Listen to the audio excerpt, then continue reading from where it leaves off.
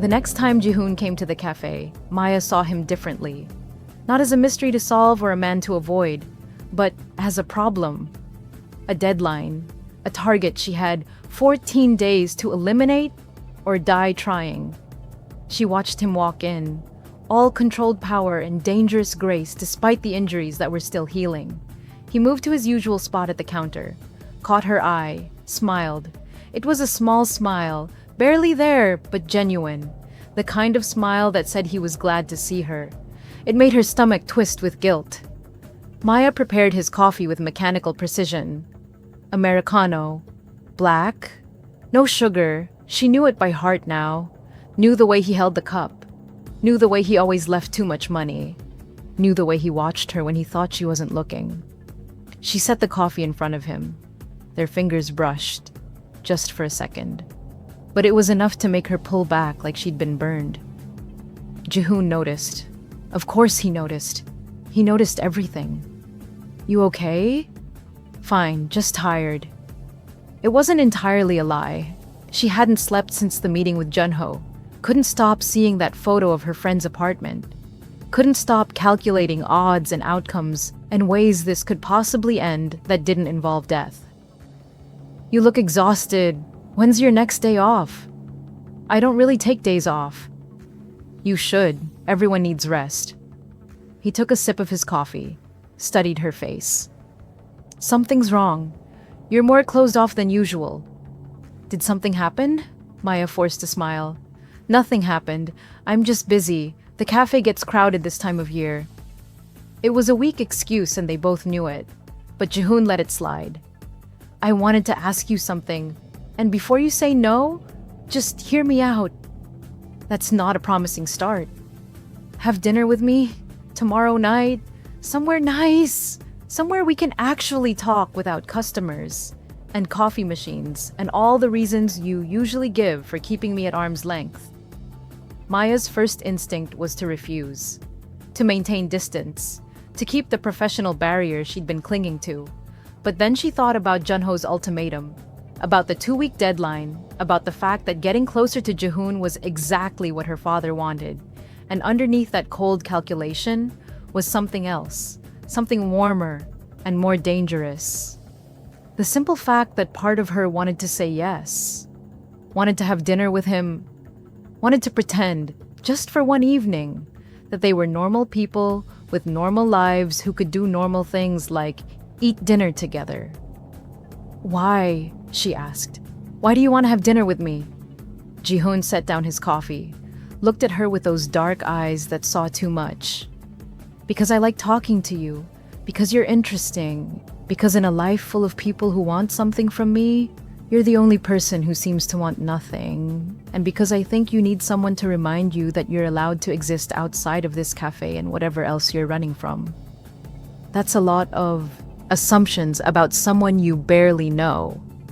Am I wrong? No, he wasn't wrong. That was the problem. He saw things in her that she'd thought were well hidden, saw past the smile and the service and the carefully constructed normal person act she'd been performing for 5 years. One dinner, she heard herself say, but somewhere quiet, and you can't ask me questions I can't answer. Deal. He smiled, a real smile this time. It transformed his face, made him look younger, less dangerous. I'll pick you up tomorrow at 7. I can meet you there. Maya. Fine. 7. She walked away before she could change her mind, before she could think too hard about what she'd just agreed to, before the guilt could overwhelm the small flutter of anticipation in her chest. A customer needed service. She threw herself into work, into the routine, into anything that would stop her from thinking about tomorrow night, about the fact that she was playing a dangerous game with no good outcomes, about the fact that every step closer to Jihoon was a step closer to having to betray him. Her shift ended at 10. She cleaned up, locked the doors, started the walk home. Halfway there, her phone buzzed, a text from an unknown number, but she knew who it was. Junho used burner phones, changed numbers every few days. Heard you're having dinner with the target tomorrow. Good work. Make sure he trusts you. Make sure he's vulnerable. Clock is ticking. Maya deleted the text, kept walking. Her apartment felt smaller than usual when she let herself inside, more like a cage than a home. She sat on her bed and stared at the wall and tried to figure out how she'd ended up here. It had seemed so clear 5 years ago. Infiltrate her father's organization, gather evidence, take him down from the inside, get justice for Taemin. She'd volunteered for the Jihoon mission because it put her in direct contact with her father's operations, because she thought she could use it as leverage, could find something, anything, that would let her destroy Chen Wei and everyone who'd helped him build his empire of blood and lies. But she'd been stupid, naive.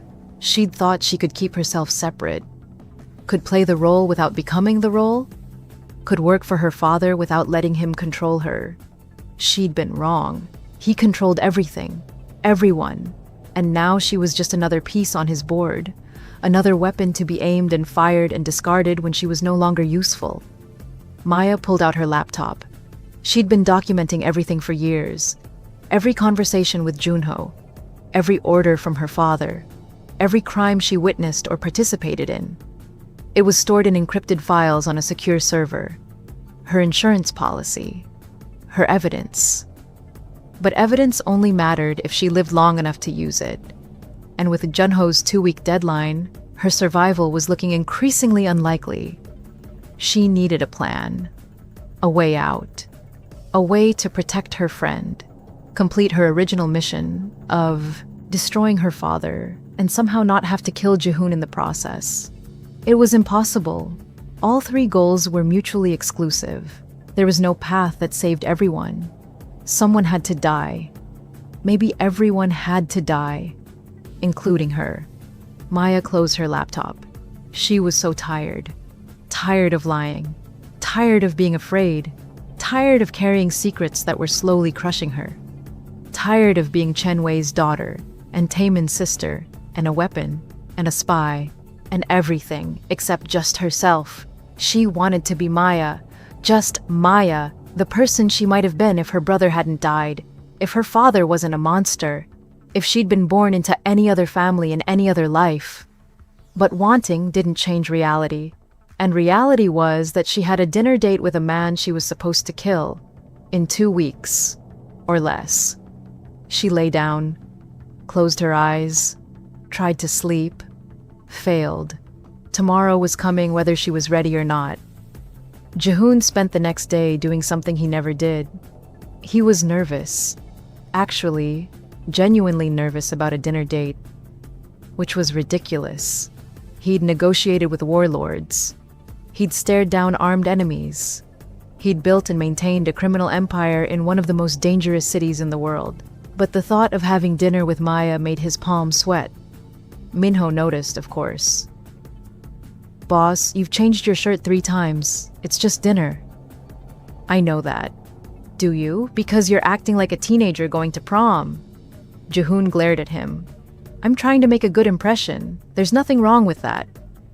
On a woman you barely know, a woman who might be dangerous, a woman who you're supposedly just trying to understand as part of due diligence." Minho leaned against the doorframe of Jihoon's bedroom. "Or are we past pretending this is just about security?" I don't know what this is about." Jihoon finally settled on a dark button-down and jeans, casual but put together. "I just know I need to understand her, and she won't talk to me in the cafe, so dinner seemed like the next logical step." "Right, logical." Minho didn't sound convinced. "Just be careful, boss. Something about this woman doesn't add up. The timing of her finding you, her skills, her secrets, it all feels too convenient. Or maybe she's just someone who was in the wrong place at the right time and happened to have medical training." "You don't believe in coincidences." Jihoon didn't, but he wanted to. At least where Maya was concerned, because the alternative was that she was part of something bigger. Part of a trap. Part of whatever game Chen was playing. And if that was true, then every moment he'd spent with her was a lie. Every conversation, every careful smile, every time she'd pulled away when he got too close. All calculated. all fake. He didn't want that to be true, which meant Minho was right to be concerned, because Kang Ji-hoon didn't let his emotions cloud his judgment. Couldn't afford to, not in his line of work. But Maya made him want to be someone different. Someone who could have normal dinner dates with interesting women without calculating threats and angles and potential betrayals. He left at 6:30, drove himself, no guards, no backup, just him and a reservation at a quiet restaurant in Gangnam, the kind of place that valued privacy and discretion, the kind of place where no one would recognize him or interrupt them or ask questions. He arrived at Maya's building at 7 exactly, texted her that he was outside, waited. She appeared 5 minutes later, and Ji-hoon forgot how to breathe. She'd changed out of her work clothes into a simple black dress. Nothing fancy, nothing expensive, but it fit her perfectly. Her hair was down for once, falling in soft waves around her shoulders. She'd put on makeup, not much, just enough to highlight her eyes and make her lips look dangerously soft. She looked beautiful and terrified. "Hi," she said it quietly, clutching a small purse like a lifeline. "Hi." Ji-hoon opened the car door for her. "You look amazing." "Thanks, you too." She slid into the passenger seat. He closed the door, walked around, got in, started the car. They drove in silence for the first few minutes. The tension was thick enough to cut. Finally, Maya spoke. "Where are we going?" "Italian place in Gangnam. Small, quiet. The owner owes me a favor, so we'll have privacy." "The owner owes you a favor," she repeated. "Should I ask what kind of favor?" "Probably not." She almost smiled. Almost. "Right? I keep forgetting who you are." "And who am I? Someone dangerous? Someone powerful? Someone I probably shouldn't be having dinner with." Ji-hoon glanced at her. "You can still change your mind. I can turn around. Take you home. No hard feelings." "No," she said it quickly. "No, I want to be here. I'm not good at this. At normal. At pretending like there aren't 1,000 reasons this is a bad idea. Name one. You're you, I'm me. Those two things don't exist in the same world. They're existing in this car right now." "You know what I mean." He did, but he didn't care. Maybe that's exactly why this works, because we're both from worlds that don't leave room for normal. Maybe we understand each other better than we think. Maya looked out the window. Seoul passed by in lights and motion. Or maybe we're both just lonely and looking for something that isn't real. The honesty in her voice caught him off guard. "Are you? Lonely? Aren't you?" It was a question that cut deeper than it should have. Because yes, he was lonely, had been lonely for years, surrounded by people, but connected to no one, trusted by his men, but never really known by them, feared and respected, and completely, utterly alone. "Yes," he admitted. "I am." She turned to look at him then. Really look at him. "Then maybe we can be lonely together, just for tonight, just for dinner, and tomorrow we can go back to being strangers." "I don't want to be strangers." "I know. That's what scares me." They arrived at the restaurant. Ji-hoon parked, came around to open her door, offered his hand. She hesitated for just a moment before taking it. Her hand was small in his, warm. She let go as soon as she was out of the car, but the touch lingered. Inside, the owner greeted them personally, led them to a private room in the back, a table set for two, candlelight, wine already breathing, classical music playing softly enough to talk over. It was romantic. Deliberately so. Ji-hoon had planned it that way, and from the look on Maya's face, she knew it. "This is a lot," she said as they sat down. "Too much?" "I don't know yet." She picked up the wine menu, studied it like it contained the secrets of the universe. "I've never done this before. The dinner date thing. Not really. Never. My life hasn't exactly left room for dating. I work, I train, I exist. That's about it." "Train for what?" She set down the menu. met his eyes. You already know. Your men followed me to the gym. They must have told you what I do there. No point in lying. They did. Krav Maga, advanced level, which raises the question of why a waitress needs combat training. Maybe I just like to feel safe. Seoul's a dangerous city. Not that dangerous. You'd be surprised. The waiter arrived with wine, poured for both of them, took their orders, left them alone again. Maya took a sip of her wine, then another. Ji-hoon watched her. She was nervous. More nervous than made sense for a simple dinner date. Tell me something real, he said. Not a lie, not a deflection, something actually true about you. Maya stared at her wine glass. Silent for so long, he thought she wouldn't answer. Then, quietly, I had a brother. He died 5 years ago. I think about him every single day. And sometimes I'm not sure if I'm living my life or just surviving until I can figure out how to join him.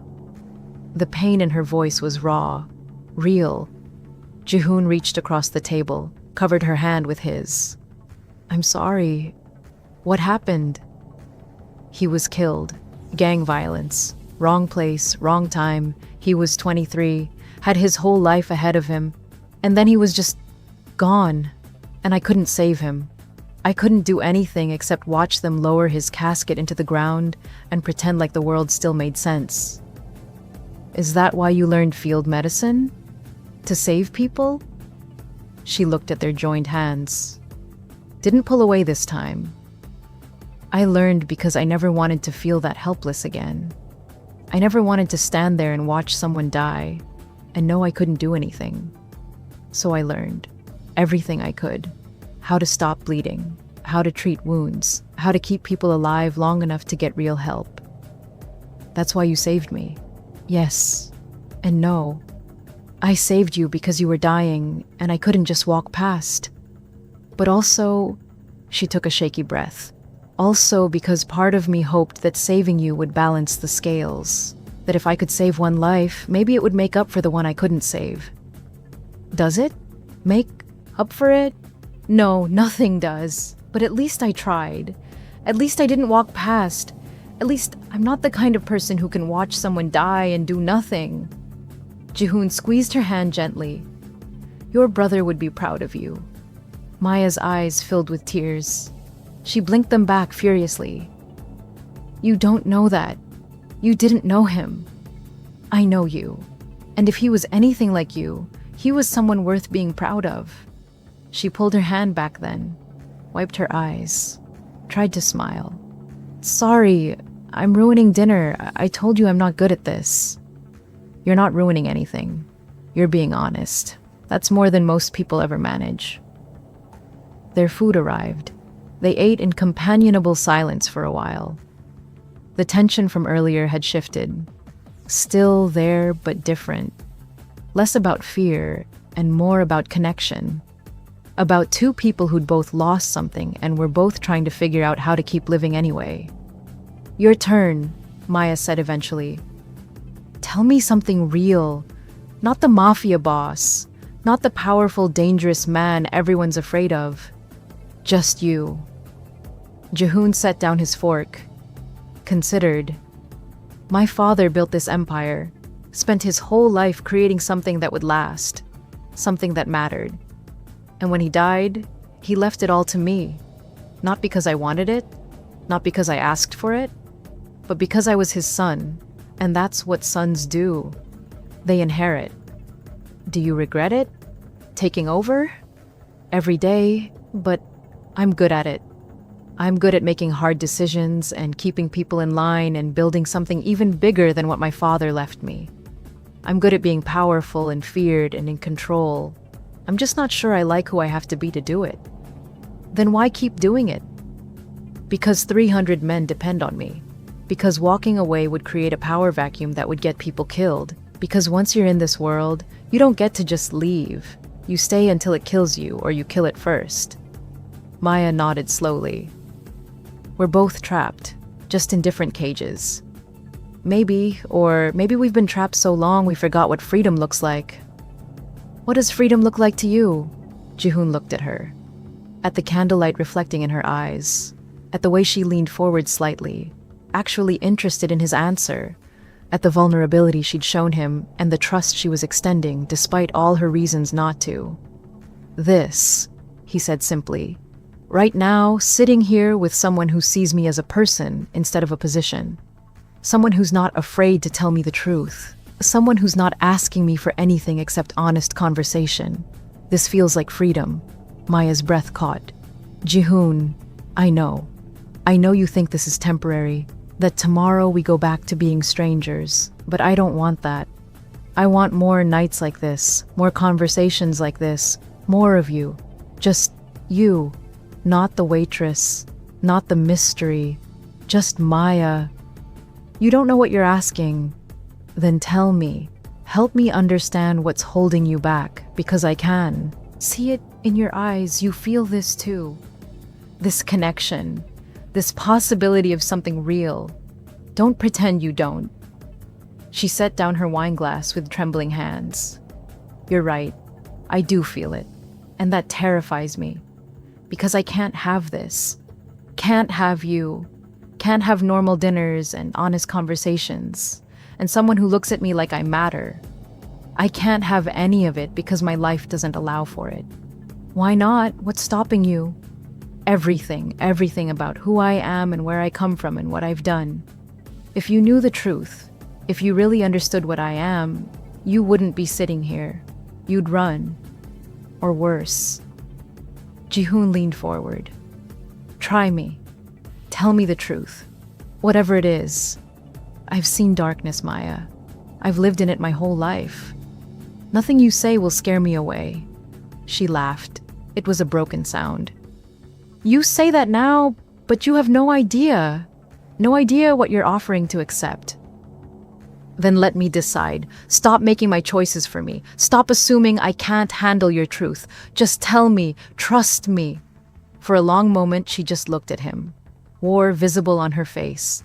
The desire to confess, fighting with the need to protect him. To protect herself. To maintain the lies that kept them both alive. Finally, she spoke. "My name is Maya Chen. Chen is my real surname. Does that mean anything to you?" Jihoon's blood went cold. Chen. As in Chen Wei. As in the man who'd ordered his execution. As in his greatest enemy. "You're his daughter." He said it flatly. Statement, not question. She nodded. Tears were streaming down her face now. "I'm his daughter, and I've been lying to you from the beginning. That night in the alley wasn't coincidence. I knew who you were. I knew about the warehouse hit, and I saved you anyway because I couldn't let you die. Because I'm not like him. Because somewhere along the way I stopped being his weapon and started being just me." The silence that followed Maya's confession was deafening. Jihoon sat perfectly still, his face unreadable. Every survival instinct he possessed was screaming at him to get up, walk away, call his men, eliminate the threat sitting across from him at this candlelit table. But he didn't move. Couldn't move. Because underneath the shock and the betrayal and the cold fury building in his chest, there was something else. The memory of her hand saving his life. The look on her face when she'd told him about her brother. The way she was sitting here now, tears streaming down her face, telling him the truth when she could have just kept lying. "Say something." Her voice was barely a whisper. "Please, say anything." "How long have you been working for him?" 5 years, since my brother died. Since I learned the truth about what really happened to Taemin. Which is, Maya's hands were shaking so badly she had to clasp them together. "My father killed him, his own son. Because Taemin wanted out of the syndicate, wanted a normal life, wanted to go to college and fall in love and do all the things normal 23-year-olds do. So my father had him executed and made it look like gang violence. And I believed the lie. For 3 years, I believed it. Until I found documents, emails between my father and his enforcers, planning it, discussing the best way to make it look like an accident, debating whether to tell me the truth or let me keep believing my brother died a random death." She laughed bitterly. "They decided lying was easier, less complicated. wouldn't risk turning me against them. But you found out anyway. I found out anyway, and I volunteered for every dangerous mission after that. Every assignment that would put me close to his operations. Close to evidence. Close to anything I could use to destroy him. And when he told me he wanted someone close to you, I jumped at it. Because I thought getting into your world would give me access to his. Would give me the evidence I needed to take him down.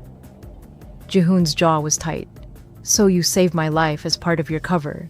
To gain my trust. To get close to me so you could finish what the warehouse hit started. No, she said it fiercely. That's not why I saved you. I saved you because I found you dying and I couldn't let that happen. I saved you because despite everything, despite my mission and my father's orders and all the reasons I should have let you bleed out, I couldn't. I couldn't just walk past someone who needed help. But you knew who I was. Not at first, not until you told me your name. And by then you were already on my floor bleeding through my bandages and I was committed. I'd already made my choice. And after, when you reported to your father, when you told him I survived, Maya looked away. I told my handler that someone saved you. I didn't tell him it was me. I've been walking a tightrope ever since, trying to maintain my cover, trying to keep you alive, trying to figure out how to complete my original mission of destroying my father, without having to kill you in the process. Noble. The word came out cold. But I'm guessing your father doesn't care about your internal conflict. What does he want? What's the end game? He wants you dead. Obviously. He wants the Kang Syndicate destroyed so he can control Seoul completely. And he wants me to be the weapon that makes it happen. She met his eyes again. I have 2 weeks. My handler gave me an ultimatum 3 days ago. Kill you within 2 weeks or they'll kill everyone I care about. Starting with my old college roommate, the only person from my past life who still talks to me. Jihoon processed this, calculated odds and angles, and the sheer impossibility of the situation they were both in. So, you agreed to dinner with me as part of the mission. Get close, make me vulnerable, set up the kill. I agreed to dinner with you because part of me wanted to. Because you asked and I'm tired of saying no to things I actually want. Because I thought maybe, just maybe, I could have one normal evening before everything falls apart. Fresh tears spilled down her cheeks. I know you don't believe me. I know this all sounds like more manipulation. But I'm telling you the truth. Finally. Completely. I'm Chen Wei's daughter, and I was sent to kill you, and I saved your life instead. And now I don't know how to fix any of this. You can't fix this, Jihoon stood up. His leg protested, but he ignored it. This isn't something you fix. You're his daughter. You've been lying to me for weeks. You were sent to murder me. Those aren't things you apologize for and move past. I know. She stood too, smaller than him, but not backing down. I know I can't fix this, but I can give you information. Everything I know about my father's operations. His suppliers, his routes, his weaknesses. I can give you the evidence I've been collecting for 5 years. Everything you need to take him down completely. In exchange for what? Your life? No. She shook her head. I don't expect you to let me live. I just want you to promise me 2 things. First, that you'll use what I give you to destroy him. Make sure he pays for Taemin, for all the lives he's destroyed. Second, that you'll protect my friend. She doesn't know anything about any of this. She's innocent. Please don't let her die because of my choices. Jihoon stared at her, at the woman who'd saved his life and lied to him, and was now offering him everything he needed to win a war. At the tears on her face, and the resignation in her voice, and the way she was standing there waiting for him to pass judgment. He should kill her. Should call Minho right now. Have her taken somewhere quiet. Get the information out of her and then make the problem disappear. It's what his father would have done. It's what any smart leader would do. But he couldn't. Because despite everything, despite all the lies and the betrayal and the danger, he believed her. Believed that she'd saved him because she couldn't help herself. Believed that she'd been trapped just like he was trapped. believed that somewhere underneath all the roles and missions and survival tactics was just Maya. Just a woman who'd lost her brother and was trying to make it mean something. "I'm not going to kill you," he said finally. She looked shocked. "What?" "I'm not going to kill you, but you're going to give me everything, every piece of information, every bit of evidence, every detail about your father's operations. And then you're going to help me use it.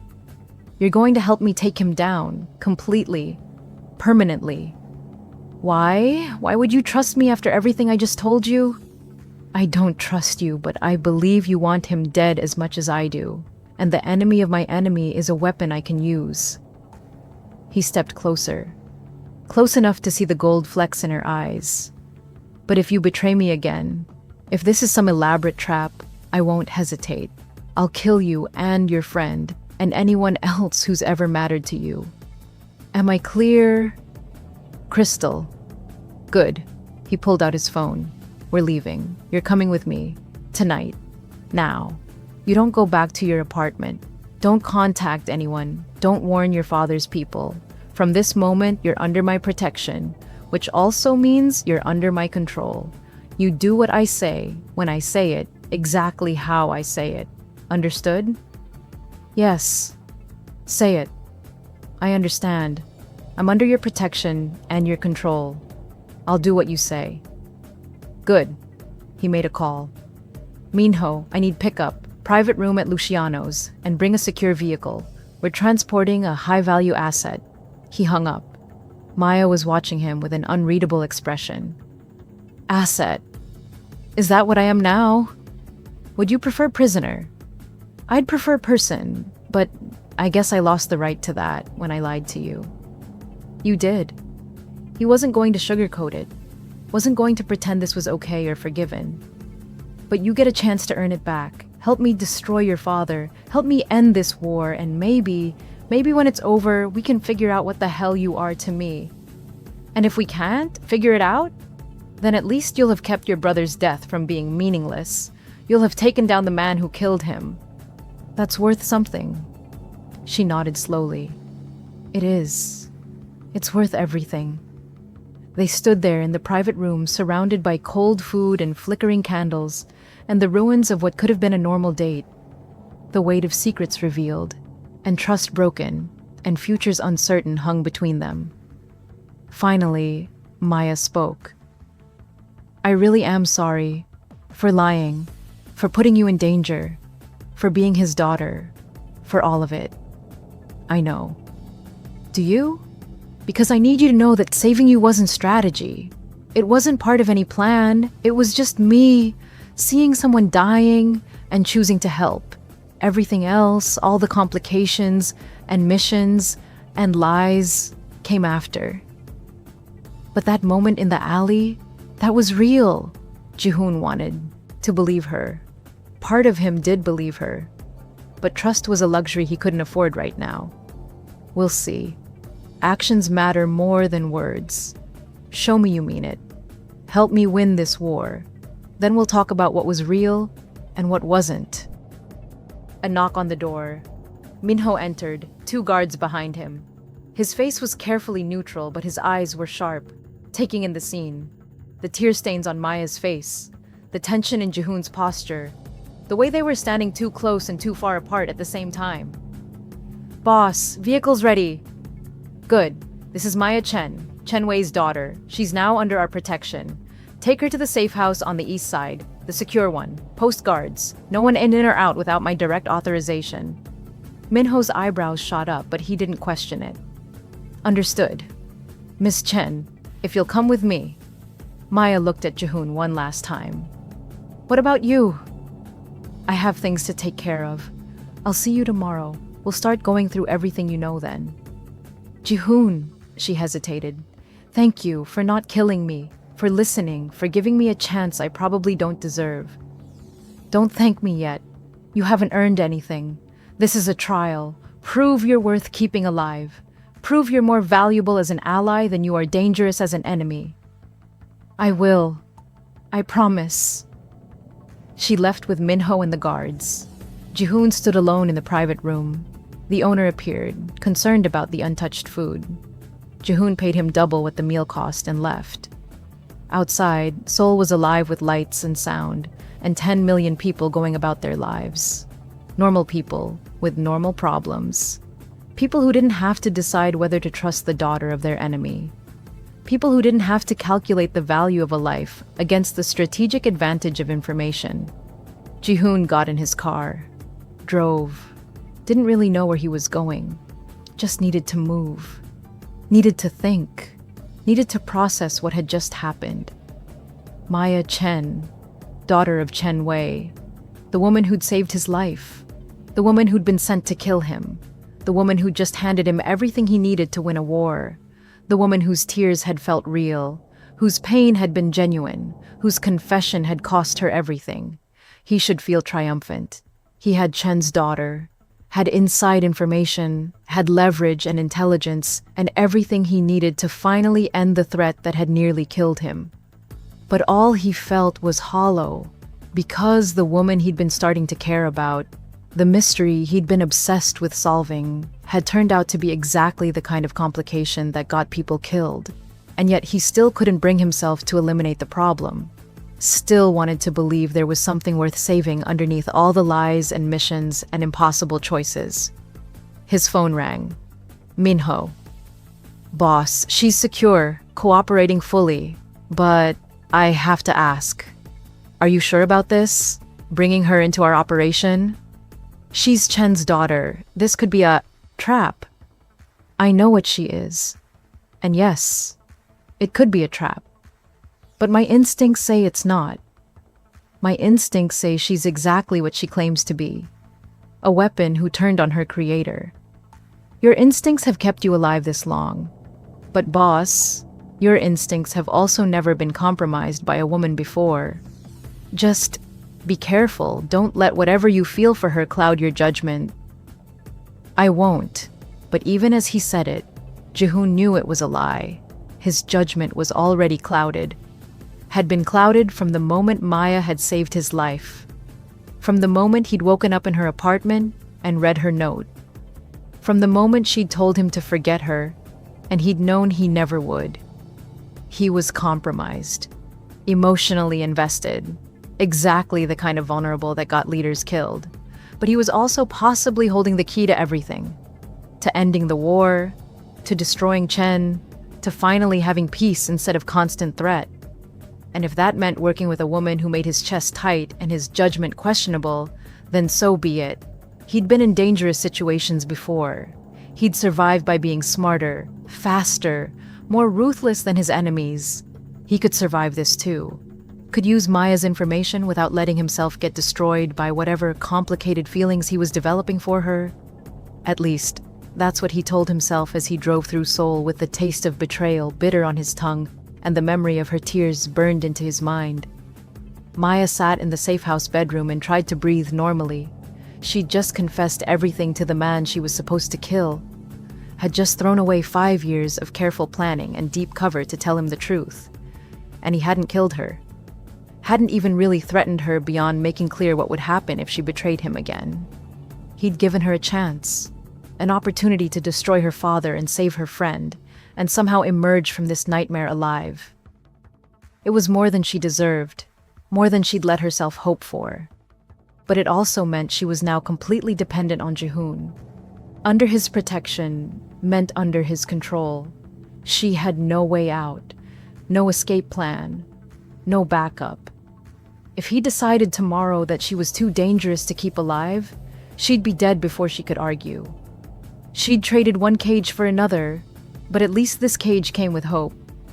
With the possibility of actually accomplishing what she'd set out to do 5 years ago. The room was comfortable. Bed, dresser, attached bathroom, bars on the windows, guards outside the door. Not a prison, but close enough. Her phone buzzed. She'd forgotten she still had it. A text from Junho. "Where are you? You missed check-in. Report immediately." Maya stared at the text. This was it. The point of no return. If she didn't respond, Junho would know something was wrong, would report to her father, would trigger whatever protocols they had for compromised assets.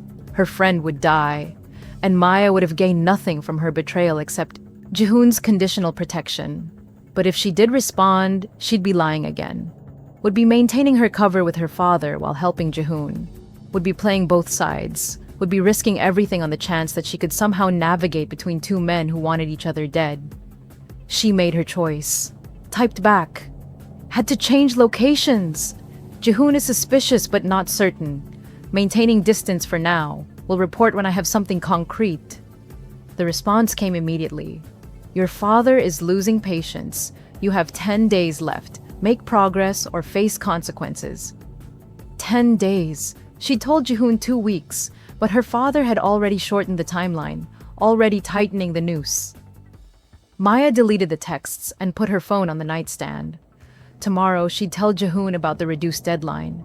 Tomorrow, she'd give him everything she'd collected over 5 years.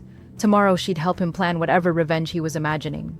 Tonight, she just needed to process the fact that she was still alive. That Jihoon had listened.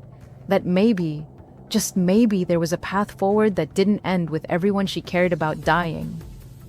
She lay down on the unfamiliar bed in the unfamiliar room, guarded by men who worked for the man she'd been sent to kill. And for the first time in 5 years, she felt something she'd almost forgotten. Relief. Not safety, not security, but relief that she'd finally told the truth. That she'd finally stopped pretending to be something she wasn't. That she'd finally chosen a side instead of trying to balance on the knife's edge between two impossible options. She'd chosen Jihoon. Over her father. Over her mission. Over 5 years of careful planning. Now she just had to hope that choice didn't get everyone killed. Sleep came eventually. Dreamless and heavy. When she woke, sunlight was streaming through the barred windows, and someone was knocking on her door. Miss Chen, Mr. Kang wants to see you. Breakfast in 15 minutes. Maya got up, used the bathroom, found clothes that weren't hers laid out on the dresser. Jeans, t-shirt, everything in her size. Jihoon's people had been thorough. She dressed and opened the door. A guard escorted her through the safe house.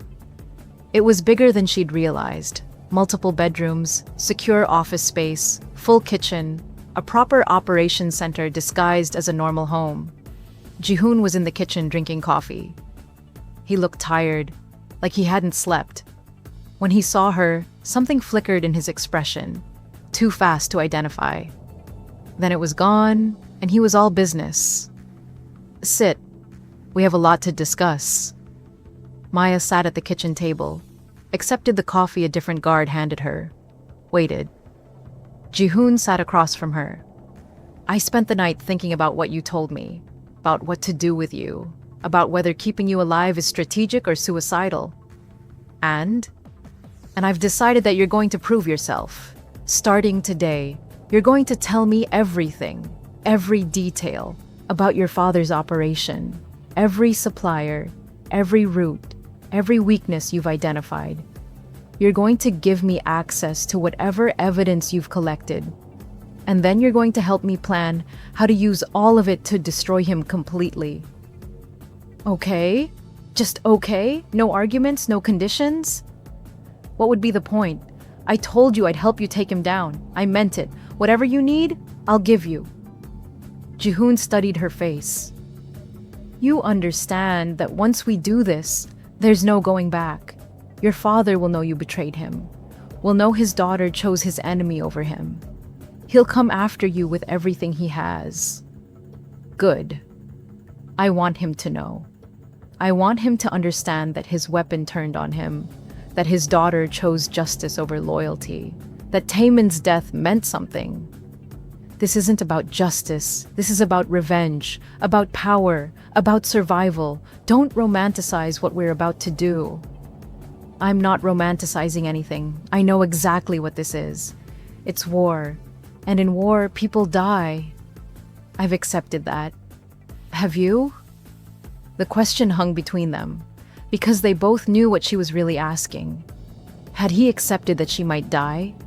That helping him might cost her everything? That choosing his side meant painting a target on her back that would never go away? I've accepted that war has casualties, Jihoon said carefully. But I'm going to do everything I can to make sure you're not one of them. Not because I trust you, not because I've forgiven you, but because you saved my life, and that means something. Even now, even knowing everything. You don't owe me anything for that. Maybe not, but I'm choosing to act like I do, because the alternative is becoming the kind of person who kills someone for doing the right thing. And I'm not there yet. Yet. The word carried weight, a reminder that his mercy was conditional, that her value was based on usefulness, that if she failed or betrayed him, or stopped being worth the risk, the protection would end. Understood. Maya set down her coffee. Where do we start? With everything. Tell me everything. So she did. For the next 6 hours, Maya told Jihoon everything she knew. About her father's operation, about the warehouse hit and who'd planned it, about the suppliers in China, about the routes through Busan, about the money laundering through legitimate businesses, about the politicians on his payroll, about the enforcer names and the safe house locations and the weaknesses she'd identified in 5 years of careful observation. She told him about Junho and how her father communicated with his operatives, about the encrypted phones and the dead drops and the paranoid security measures that made Chen Wei nearly untouchable. She told him about the evidence she'd collected, years of documentation stored on encrypted servers, photos and recordings and financial records that could bring down not just her father, but half the corrupt power structure in Seoul. She told him about the 10-day deadline and her father's threats against her friend, about the impossible position she'd been in, about the choice she'd made to save Jihoon instead of letting him die. And Jihoon listened, asked questions, made notes, absorbed every detail with the kind of focused intensity that had probably helped him survive in a world that killed most people young. When she finally finished, throat raw from talking, he sat back and looked at her with something that might have been respect. That's a lot of information. That's 5 years of my life. And you're just giving it to me, all of it. No conditions, no demands, no insurance policy to keep yourself safe. What would be the point? If I hold anything back, you won't trust me. And if you don't trust me, I'm dead anyway. My only chance is complete honesty, complete cooperation. So that's what you're getting. You realize this makes you incredibly valuable and incredibly vulnerable. I know, I'm betting my life that you're the kind of person who won't abuse that. You don't know me well enough to make that bet. Maybe not. But I know you could have killed me last night and didn't. I know you listened when you had every reason not to. I know you offered protection when elimination would have been easier. That tells me something about who you are. Enough to take the risk. Jihoon stood up, walked to the window, looked out at whatever view the safe house offered. Your father is going to retaliate. When he realizes you've betrayed him, he's going to come after you with everything he has. I know. He'll torture you if he catches you. We'll make an example of you to anyone else who might think about betraying him. I know that too. And you're still willing to do this? Yes, because he killed Taemin, because he's a monster, because someone has to stop him, and because you're giving me the chance to be part of that. To make Taemin's death mean something, to prove I'm more than just Chen Wei's weapon. Jihoon turned back to face her. Okay? Then we do this. Together. We plan. We strategize. We use everything you've given me to take him down. But Maya, I need you to understand something. What? This changes nothing between us. You're still the woman who lied to me, who was sent to kill me, who comes from the family that's tried to destroy mine. Whatever complicated feelings I have, whatever attraction or curiosity or interest, that's all secondary to the mission now. We're allies, partners in taking down a common enemy. But we're not friends, we're not lovers, we're not anything except two people using each other to accomplish a goal. Clear? It hurt more than it should have, but Maya understood. He was protecting himself, setting boundaries, making sure she knew where she stood. Clear, She managed to keep her voice steady. We're allies, nothing more. Good. He pulled out his phone. I'm going to have my tech team start analyzing the evidence you've collected. You're going to work with them, give them access, help them understand context. And then we're going to plan our strike. How long? Your father gave you 10 days. We'll need most of that to prepare properly. But we move before the deadline. We hit him first. Hard. Before he has a chance to realize you've turned. What about my friend, the one he threatened? I'll have people on her starting today. Protective surveillance.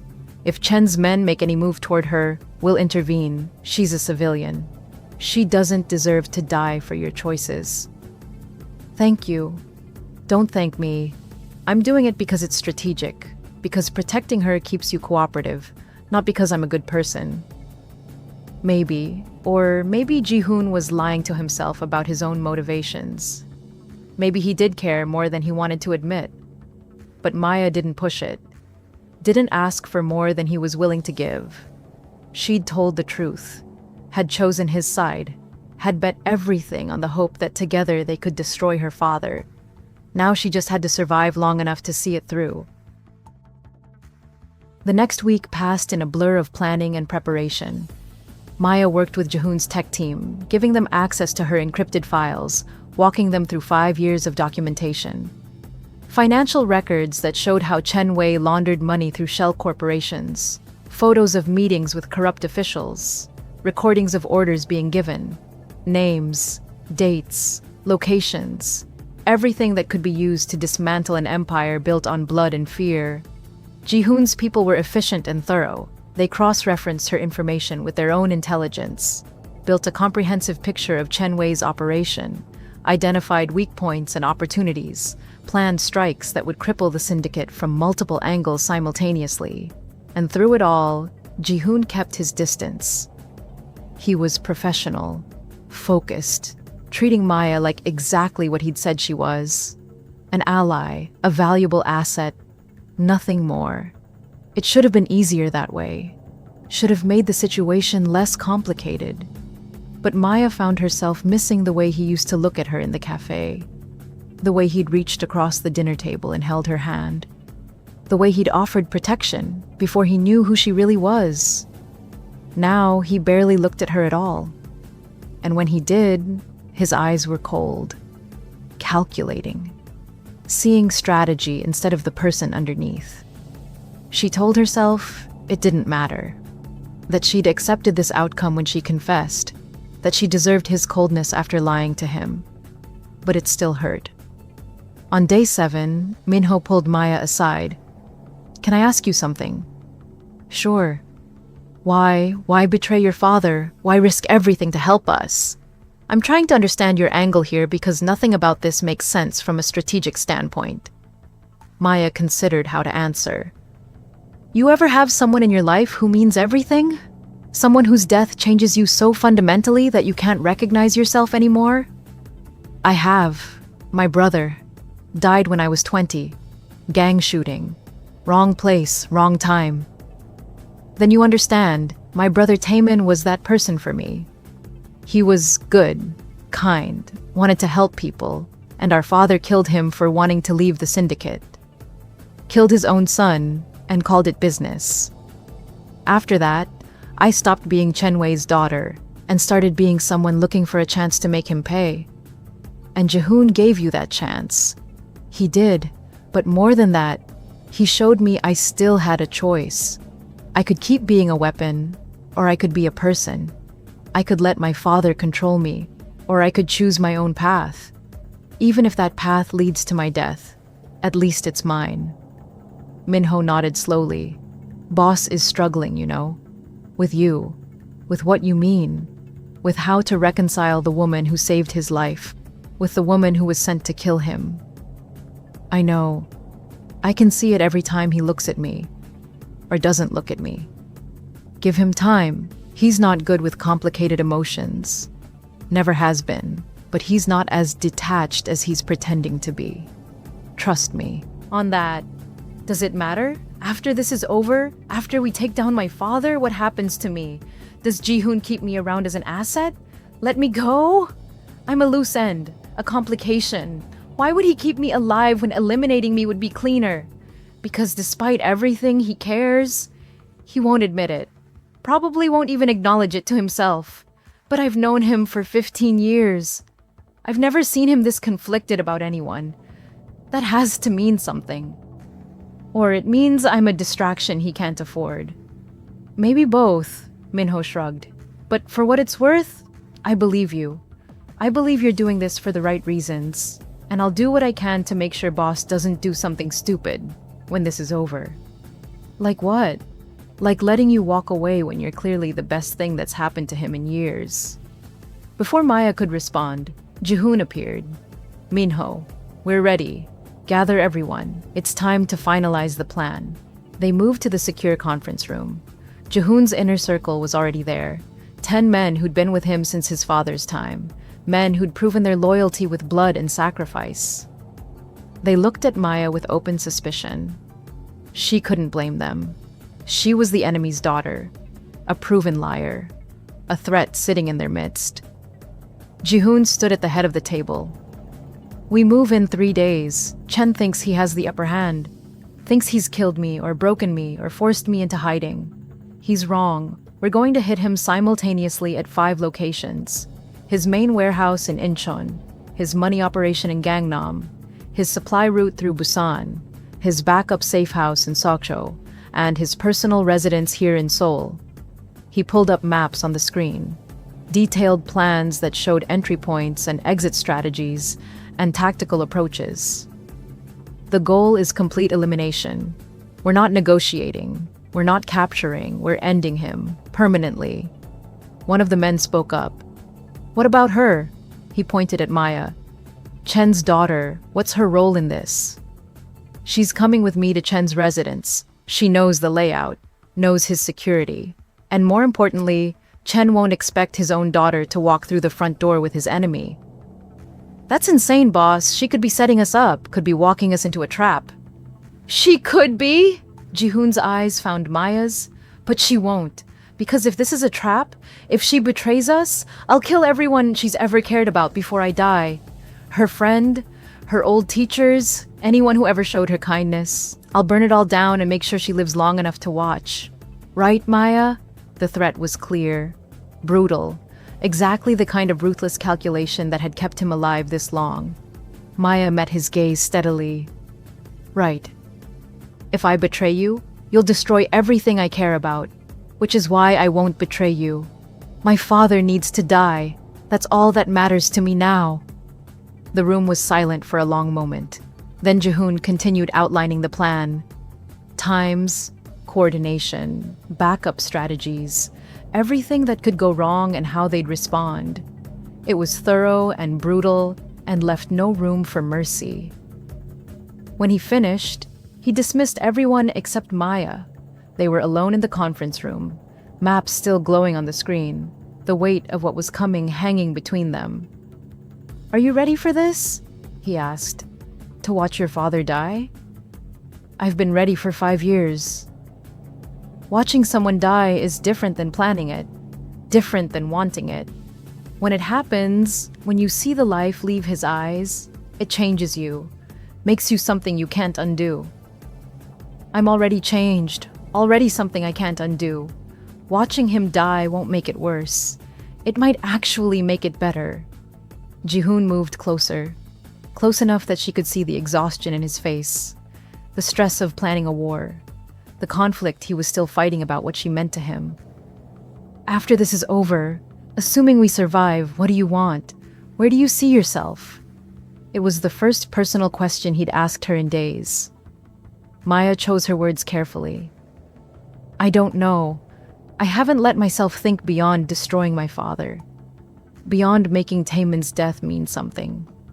After that, I don't know if I deserve a future. Everyone deserves a future. Even people like us. Do they? Do people who've lied and killed and chosen revenge over everything else really deserve happiness, peace, normal lives? Probably not. but we take it anyway, because the alternative is letting the darkness win, letting ourselves become the monsters we're fighting. Is that what you are? A monster? Sometimes, when I have to be. But with you? He stopped, looked away. With you, I remember what it feels like to be something else. Something better. And I hate that. Hate that you make me want things I can't have. Hate that you're the daughter of my enemy and the woman who saved my life, and I can't separate the two. Maya's heart was pounding. What do you want from me, Jihoon? After all this, after we win, or lose, or survive, what do you want? I don't know. I want you to not be Chen's daughter. I want you to not have lied to me. I want our first meeting to have been simple instead of complicated. I want a lot of things I can't have. But if you could have them, if I wasn't his daughter, if we'd met differently, what then? He finally looked at her, really looked at her. And for the first time in days, she saw something besides coldness in his eyes. Then I'd want you, all of you. Not the weapon, not the spy, just Maya, the woman who saves lives and trains in combat gyms and carries too much weight and tries to pretend she's fine when she's falling apart. I'd want that woman. And I'd do everything in my power to make sure she knew she was wanted. The confession hung between them, raw and honest and impossible, because she was still Chen's daughter. They still had a war to fight, and wanting each other didn't change any of the impossible circumstances that kept them apart. I'm sorry, Maya whispered. I'm sorry I'm not different.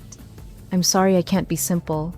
I'm sorry I'm always going to be the complication you can't afford. So am I.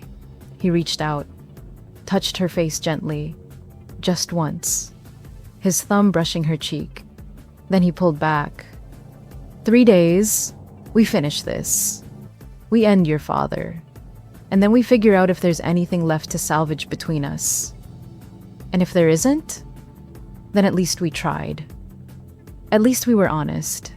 At least we gave ourselves a chance, instead of just accepting that we're doomed. He left the room. Maya stood there alone, her cheek still warm from his touch, her heart breaking, and hoping in equal measure. 3 days. 3 days until everything changed. Until they either won and survived, or lost and died.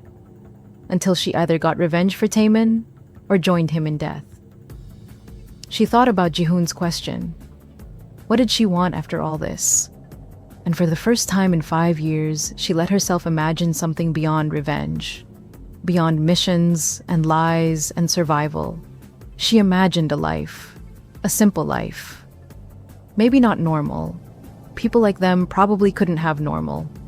But something close to it. Something where she could wake up without fear.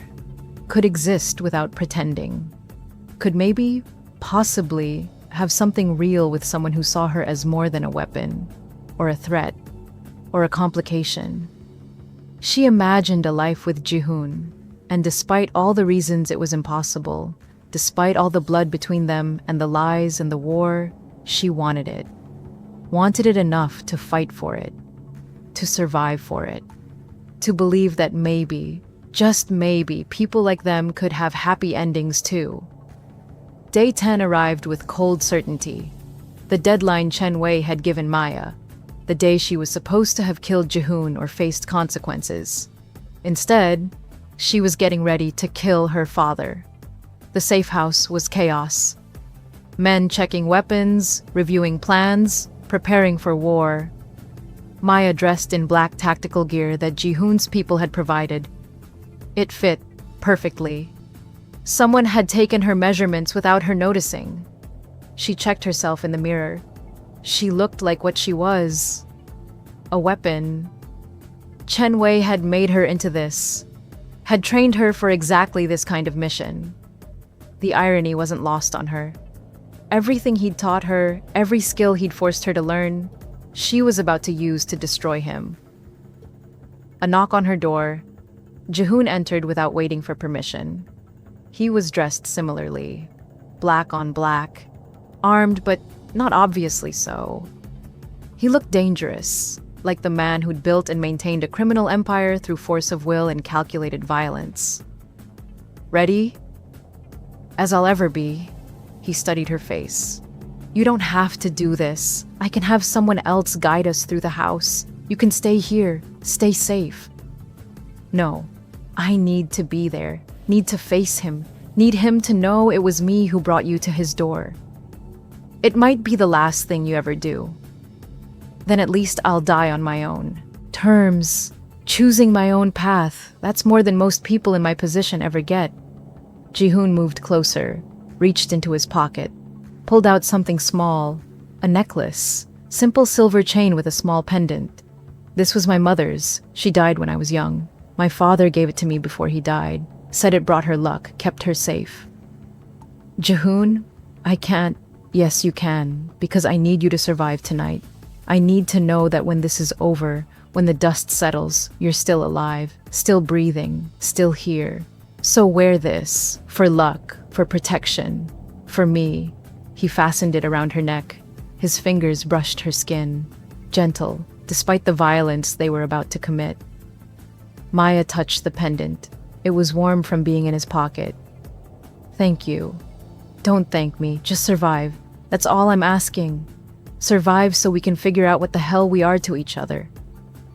What if we don't survive? What if this goes wrong? Then at least we tried. At least we chose each other, even if only for one night. That's more than most people get. He kissed her then, sudden and fierce and full of everything they couldn't say. Maya kissed him back, pouring 5 years of loneliness and fear and desperate hope into the contact. It tasted like goodbye, and hello, and everything in between. When they broke apart, they were both breathing hard. Ji-hoon rested his forehead against hers. After tonight, no more lies, no more secrets, no more pretending we don't feel this. After tonight, she agreed. If we survive. We'll survive. We have to. I'm not losing you now that I finally found you. They went downstairs. The team was assembled. Vehicles ready. Weapons checked. Everyone knew their roles. Everyone understood the stakes. Ji-hoon addressed them one last time. Tonight we end a war that's gone on too long. Tonight we take back what's ours and eliminate the threat that's been hanging over us. Some of you won't come back. That's the reality of what we do. But for those who do come back, you'll come back to a soul that's ours. Completely. Finally. So fight hard, fight smart, and remember why we do this. For family, for honor, for the future we're building. They loaded into vehicles. Maya rode with Ji-hoon and Minho. The drive to Chen-wei's residence was silent. Everyone lost in their own thoughts, their own fears, their own hopes for surviving the night. Maya stared out the window at Seoul passing by. She'd lived in this city for 5 years, had walked these streets and served coffee and pretended to be normal. But she'd never really seen it, never let herself imagine living here after her mission was complete. Never believed she'd survive long enough to have a future. Now, with Ji-hoon beside her, and his mother's necklace warm against her skin, she let herself hope. Just a little. Just enough to make survival feel worth fighting for. They arrived 2 blocks from Chen-wei's residence, parked, did final checks. Ji-hoon pulled up the house layout on his phone. Maya had drawn it from memory. Every room, every entrance, every place her father might hide or make a stand. He has 12 guards minimum, she said quietly. All trained, all loyal. They'll die for him. Then they'll die. Ji-hoon's voice was cold. Anyone who stands between me and your father doesn't get a second chance. They moved through the darkness, silent and coordinated. Maya led them to the service entrance she'd used as a child. The one the guards never paid attention to because it was too small, too insignificant. She still had the key code. Entered it. The door clicked open. Inside, the house was quiet. Too quiet. Like everyone was waiting, holding their breath, knowing something was coming, but not knowing when or how. They moved through the corridors.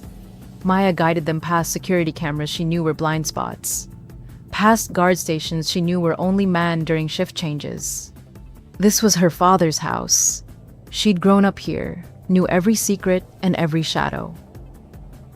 They reached the main study, where Chen Wei conducted his business, where he'd ordered Taemin's death, where he'd sent Maya on this mission that had led her here. The door was open. A trap. Obviously, a trap. But they were committed now. Jihoon entered first, Maya right behind him. The study was exactly as she remembered. Expensive furniture, artwork on the walls, a massive desk where her father sat like a king on a throne. Chen Wei looked up, smiled. It was the coldest smile Maya had ever seen. "Daughter, I was wondering when you'd arrive. You're late? Missed your deadline by several hours." "Father. And you brought him, the man you were supposed to kill. The man you saved instead. Did you really think I wouldn't know? That I wouldn't have contingencies?" He pressed a button under his desk. Lights blazed on. Guards appeared from hidden positions. At least 20 of them. All armed. All aimed at Jihoon and Maya and the men with them. They were surrounded. Outgunned. Exactly what Jihoon had warned against. But they'd known the risks. Had known Chen Wei wouldn't go down easy. "You trained me," Maya said, her voice steady despite the guns pointed at her. "You made me into a weapon, taught me to think strategically, to plan for contingencies. Did you really think I'd walk in here without one of my own?" Chen Wei's smile faltered, just slightly. "What are you talking about?" "The evidence. 5 years of documentation. Every crime. Every corrupt official. Every dirty deal. It's already with the authorities. Already being processed. Already public. In the time it took us to drive here, your entire empire started collapsing. Your money's frozen. Your suppliers are being arrested. Your corrupt officials are scrambling to save themselves. You're done. Completely. Permanently. You're lying." "Am I?" Jihoon pulled out his phone, showed him news alerts, police raids, arrests, federal agents shutting down operations across Seoul. "Your daughter gave me everything, and we used it. While you were waiting here, thinking you were so clever with your trap, we were destroying everything you built. The war's over. You lost." Chen Wei's face went red, then white. He looked at Maya with something beyond hate. "I should have killed you with your brother. Should have eliminated you both when you started asking too many questions. You were always weak, sentimental, useless. I was your daughter, and you made me into this. So whatever happens next, remember that you created me. You turned me into someone who could betray you, who could destroy you.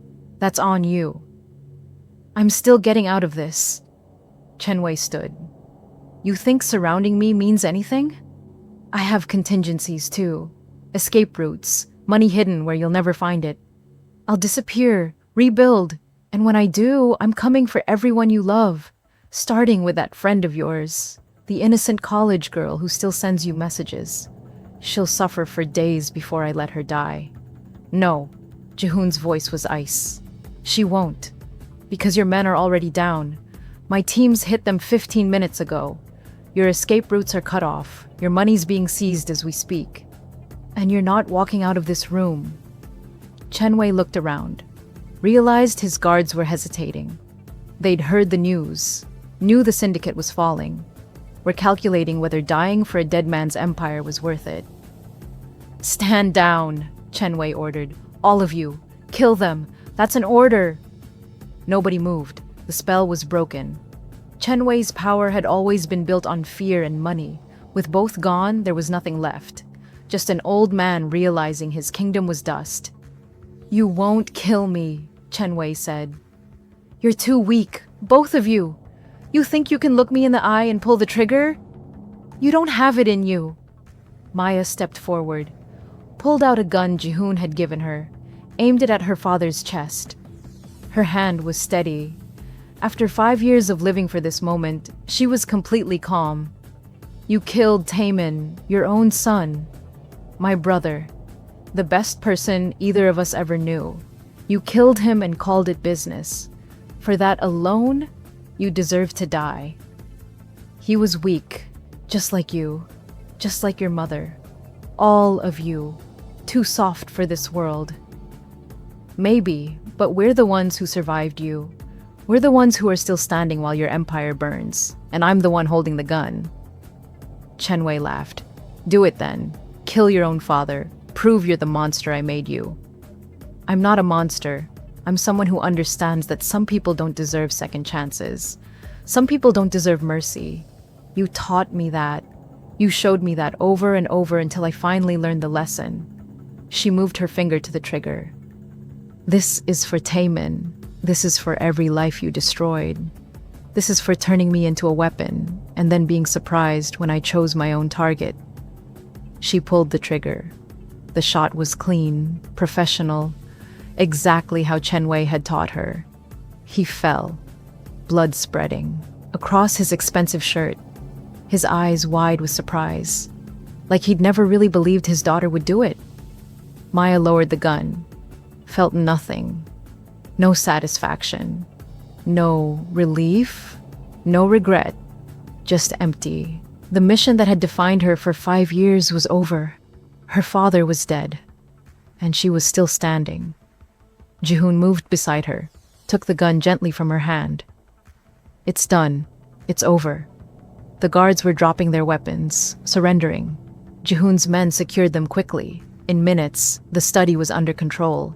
Chen Wei's body lay where it had fallen, proof that even monsters could bleed. Maya knelt beside him, looked at the man who'd been her father, who'd killed her brother, who'd made her into something she'd never wanted to be. I hope it was worth it. Building your empire, destroying your family, dying alone knowing everyone you ever hurt got the last word. She stood, turned away, didn't look back.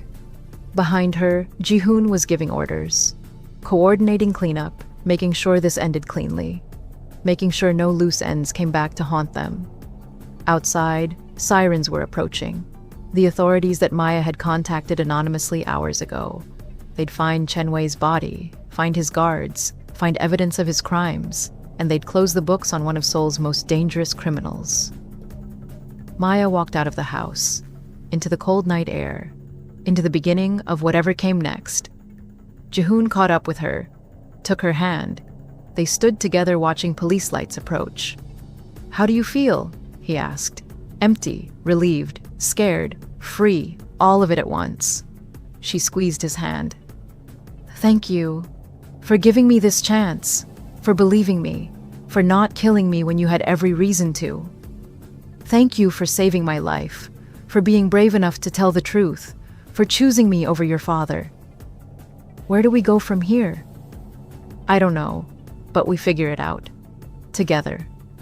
That's all I've got right now. Together sounds good. They left before the police arrived, disappeared into Seoul's night. Two people who'd survived impossible odds and come out the other side changed but alive. 6 months later, Maya sat in a cafe. Not the one where she'd worked. Somewhere new. Somewhere without memories of lying and pretending, and being someone she wasn't. She was drinking coffee and reading a book when Jihoon slid into the seat across from her. Sorry I'm late. Meeting ran long. It's fine. I was enjoying the quiet. He smiled. It was real now. Easy. The wariness that used to exist between them was gone, replaced with something solid, something earned through honesty and survival and choosing each other every day despite all the reasons they shouldn't work. How was your session? He asked. Good. Difficult. I talked about Taemin today, about how I'm learning to remember him without the grief consuming everything. Maya had started therapy 3 months ago, working through 5 years of trauma and lies and violence. It was slow, painful, but necessary. Jihoon supported it fully, was in therapy himself, both of them trying to process their past and build something better. That's progress. It is. She closed her book. Your turn. How was the meeting with the city council? Surprisingly productive. The legitimate business ventures are expanding. We're almost completely out of the illegal side. Another year, maybe two, and we'll be fully legitimate. Jihoon had been working to transform his syndicate into legal enterprises. It was complicated and slow and full of obstacles. But he was committed, was trying to be something different than his father had been. Something better. I'm proud of you, Maya said. I know how hard this is. Changing everything you've known. Worth it, though. Can't build a future on blood and fear. Has to be something more sustainable. We, Maya corrected, can't build a future. We're in this together, remember? We are. He reached across the table, took her hand. Which is why I wanted to talk to you about something. Ominous start. Not ominous, just important. He pulled out a small box, opened it. Inside was a ring. Simple, elegant, perfect. Maya Chen, would you marry me? Maya stared at the ring, at Jihoon, at the future he was offering. It was impossible. They were impossible. Daughter of his enemy and the man who had almost died because of her. They shouldn't work, shouldn't make sense. But they did. Against all odds and all logic, they worked. Because they chose to. Every day, every moment. They chose honesty over lies, chose trust over fear, chose each other over everything else. Yes, she said. Yes, I'll marry you. He slid the ring onto her finger, kissed her across the table. Around them, the cafe continued its normal rhythm. People drinking coffee, working on laptops, living their ordinary lives. And Maya and Jihoon sat in the middle of it all. Two extraordinary people trying to build something ordinary, something normal, something real. I love you, Jihoon said. I probably should have said that first, but I love you. Everything about you. The woman who saved my life. The woman who told me the truth, even when it cost her everything. The woman who chose her own path and made me want to choose mine. I love you too. And I'm sorry it took dying fathers and war and almost losing everything for us to get here. But I'm grateful we made it. I'm grateful we survived. So am I. They finished their coffee, left the cafe hand in hand. Outside, Seoul was alive with possibility, with futures waiting to be built, with second chances and new beginnings, and the promise that maybe, just maybe, people like them could have happy endings too. Maya looked at Jihoon, at the man she'd saved and lied to and chosen and loved, at the partner who'd given her a chance when he could have given her death, at the future they were building together from the ruins of their pasts. She thought about Taemin, about what he'd think of all this, of her finding love in the strangest place, of her surviving when he hadn't, of her choosing to live instead of just exist.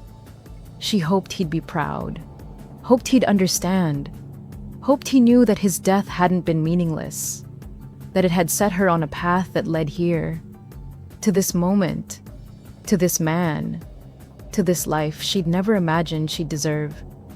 What are you thinking about? Jihoon asked.